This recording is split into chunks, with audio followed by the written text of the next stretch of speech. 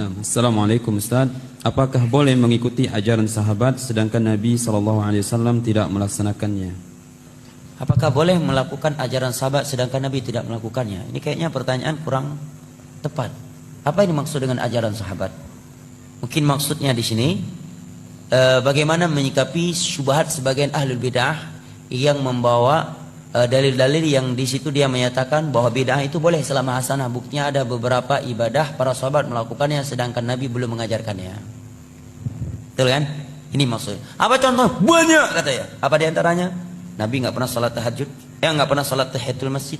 Berarti melakukan salat tahiyatul masjid bid'ah dong. Anda yang bid'ah. Kalau bid'ah, maka dari ujung kaki Anda sampai ujung rambut Anda bid'ah katanya. Masya Allah. Udah jelas-jelas dalam Sahih Bukhari dan Muslim dari Abi Qatadah Al-Ansari radhiyallahu anhu terkait salat tahiyatul masjid. Nabi menyatakan, "Idza dakhala ahadukumul masjid, fala yajlis hatta yusalli raka'atain." Apabila salah satu di antara kalian masuk ke masjid, jangan dia langsung duduk sampai dia salat 2 rakaat. Ini hadis, kok dibilang bid'ah? Yang namanya hadis Nabi, definisinya kata Imam Ibnu Hajar Al-Asqalani, ma udhifa ila Nabi sallallahu alaihi wasallam min qaulin aw fi'lin aw taqririn aw sifatin khuluqiyatin aw khalqiyyah. Sesuatu yang dinisbatkan kepada Nabi, ucapan, perbuatan, ikrar atau sifat postur tubuh beliau atau sifat akhlak beliau, itu namanya hadis. Ini ucapan Nabi, hadis bukan? Hadis, kok dibilang nggak ada petunjuk dari Nabi? Salat kurang jelas, hadis perintah lagi. Ya kan?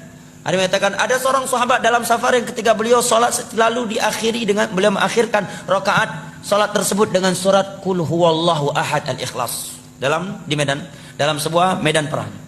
Sampai-sampai sahabat pulang mengapor kepada Nabi, wahai Rasulullah, si fulan ini amir kami ini dan ru kami ini setiap kali salat mengakhiri rakaatnya dengan surat al-Ikhlas.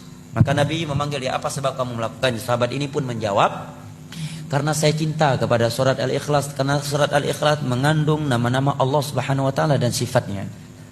Maka Nabi pun memujinya. Hadisnya dalam Sahih Bukhari atau dalam Sahih Muslim. Katanya di sini ada sahabat melakukan ibadah sebelum Nabi mengajarkannya. Baik. Bilal ibnu Abi Rabah katanya, salat wudu 2 rakaat setelah wudu. Buktinya ketika Nabi bertanya, wahai Bilal, aku mendengar suara teropakmu dalam surga. Amalan apa yang kau lakukan? Dia menjawab, aku tidaklah berwudu kecuali aku sholat 2 rakaat. Nah, ini boleh melakukan ibadah sebelum ada dalilnya. Yang penting tujuannya baik. Masya Allah, orang dengar mantap ini. Buatlah. Kalau seperti itu, zuhur 8 rakaat. Tujuannya baik. Siapa yang bisa membawa ayat dan hadis bahwa ada larangan, jangan sholat zuhur, bunyinya jangan sholat zuhur lebih 4 rakaat, saya kasih uang. Tapi kalau nggak bisa Anda kasih uang balik. Itu namanya judi, nggak boleh. Ada untung rugi. Ya. Nggak ada kan larangan salat zuhur lebih dari 4 rakaat. Silakan buka 30 juz Al-Quran. Seluruh kitab hadis nggak ada. Yang ada perintah salat zuhur mengikuti Rasulullah dan beliau nggak pernah lebih dari 4 rakaat. Adapun 2 hadis tadi, jawaban yang pertama, siapa bilang Nabi tidak menganjurkan salat wudu? Salat 2 rakaat setelah wudu. Dalam hadis Bukhari Muslim dari Utsman bin Affan, setelah beliau mempraktekkan sifat salat Nabi, ya, kemudian beliau menyatakan, demikian aku melihat Rasulullah sallallahu alaihi wasallam berwudu. Setelah beliau berwudu, beliau menyatakan, man tawaddaa nahwa wudhu'i hadza thumma shalla rak'atain la yuhaddithu nafsahu fihima illa ghufira lahu ma taqaddama min dzambihi. Nabi menyatakan, barang siapa yang berwudu seperti wuduku ini, kemudian dia salat 2 rakaat dengan khusyuk, tidak melalaikan dirinya dalam 2 rakaat tersebut, melainkan akan diampuni dosa-dosanya yang telah berlalu. Ini hadis. Dan Nabi udah sholat dari semenjak di Mekah. Mungkin nggak Nabi sholat di Mekah tanpa wudhu? Hah?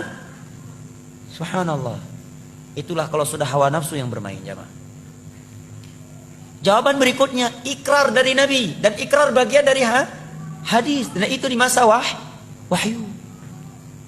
Adapun sahabat membaca Al-Ikhlas tadi karena beliau mengambil keumuman ayat Allah, faqra'u ma tayassara minal Qur'an. Bacalah apa yang mudah dari Al-Quran dalam sholat. Al-Ikhlas bagian dari surat Al-Quran. Lebih dari itu beliau melakukannya di zaman wahyu, di mana agama belum sempurna kecuali setelah Nabi diwafatkan dan diikrarkan, dibenarkan oleh Rasulullah. Anda buat bid'ah ini, siapa yang mengikrarnya?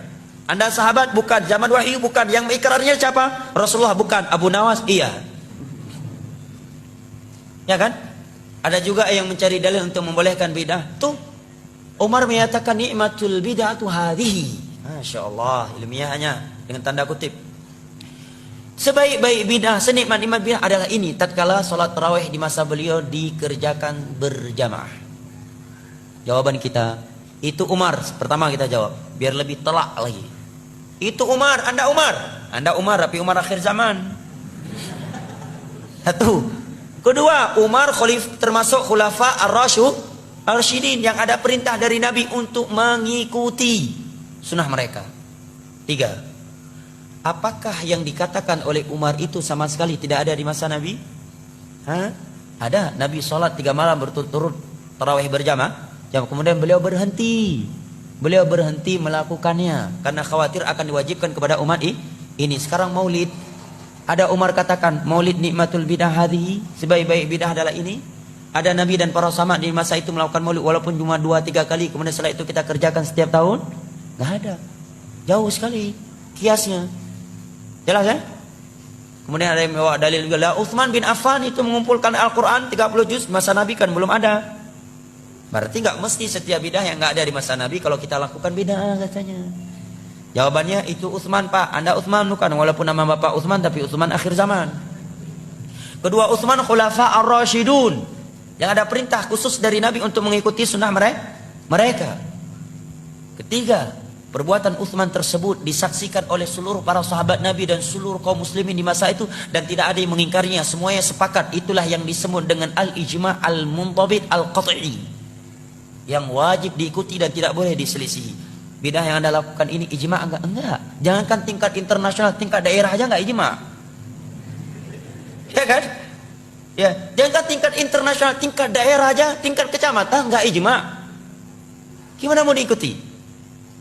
Keempat, Utsman bin Affan melakukan hal tersebut ini bentuk merealisasikan keumuman firman Allah, inna alaina jam'ahu wa qur'ana.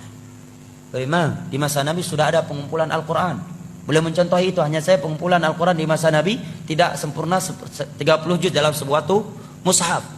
Kenapa? Karena fasilitas masih terbatas sehingga Al-Quran tertulis di lempengan-lempengan batu, ya, di lembaran-lembaran, di pelepah-pelepah kurma, di dada-dada manusia karena hafalan yang sangat banyak. Kemudian di Parang Yamamah sekian para sahabat ahli Al-Quran, penghafal Al-Quran meninggal dunia. Kemudian juga dalam kejadian Bi'ir Ma'unah 70 sahabat Nabi ahli Al-Quran meninggal dunia. Maka sebelum hilang maka beliau menulis. Jawaban yang keenam, bahwa Utsman bin Affan tidak menambah sebuah ayat yang belum pernah turun kepada Nabi dan tidak pernah mengurangi sebuah ayat yang telah turun kepada Nabi. Al-Quran yang beliau kumpulkan 30 juz itulah Al-Quran yang turun di masa Nabi. Jadi sisi mana ada pembaruannya? Berarti pada hakikatnya tidak ada pembaruannya, tetapi yang beliau melakukan adalah sarana masalihul mursalah, sedangkan yang Anda lakukan adalah ritual ibadah, bukan masalihul mursalah. Ya. Kan alasan sebagian orang nggak apa-apa melakukan ibadah yang tidak ada tuntunan dalam agama selama tujuan kita baik, kedua selama tidak ada larangan katanya. Jadilah dalil-dalil di atas tadi. Maka itu jawabannya. Kalau ini kaedahnya dalam beragama, maka setiap menit akan keluar bidah baru, ibadah baru. Nggak percaya? Ada orang sholat subuh 4 rakaat. Oh ini hari Ahad nih lagi ada tabligh akbar, subuh kali ini 4 rakaat aja lah, kita lagi semangat ini. Nggak boleh Anda bilang bidah. Kenapa? Karena nggak ada larangan. Nggak ada larangan. Jangan sholat subuh lebih dari 2 rakaat. Bawa ayatnya, hadisnya. Nggak ada. Ya kan? Cuma yang ada dalam Islam subuh hanya 2 rakaat, tidak lebih. Nabi tidak pernah sholat subuh lebih dari 2 rakaat. Dan Allah memerintahkan kita untuk mengikuti Rasulullah dalam bab salat. Gak ada larangan jangan sholat subuh 2 rakaat. Kalau kaedahnya yang penting baik, selama tidak ada larangan maka boleh. Berarti boleh sholat subuh lebih dari 2 rakaat karena gak ada larangannya dan tujuan kita pun baik. Datang satu orang lagi mau masuk rumah baru, tahiyatul rumah dululah 2 rakaat. Nggak boleh larang. Kenapa? Tujuannya baik dan nggak ada larangan. Nggak ada ayat dan hadis yang berbunyi jangan sholat 2 rakaat ketika mau masuk rumah baru. Nggak ada. Ya kan? Yang satu lagi baru beli fortune baru, tahiyatul fortune dulu 2 rakaat lah. Nggak bisa Anda larang. Kenapa? Karena kaedahnya tadi Nggak apa-apa melakukan ibadah baru selama tujuan baik, dan kedua nggak ada larangannya, nggak ada larangan. Jangan sholat, ada dalam surah Al-Baqarah, jangan sholat 2 rakaat ketika mau naik fortune baru, nggak ada. Berarti setiap detik, setiap menit akan timbul ibadah baru. Makanya sahabat Abdullah bin Mas'ud menyatakan ittabi'u wa la tabtadi'u faqad kufitum. Dalam masalah ibadah, masalah agama, ikuti saja apa yang telah ditinggalkan oleh Rasulullah dan para sahabatnya. Jangan membuat bid'ah. Jangan membuat ibadah-ibadah baru. Apa yang mereka tinggalkan untuk kalian itu sudah cukup. Demi Allah ya jamaah.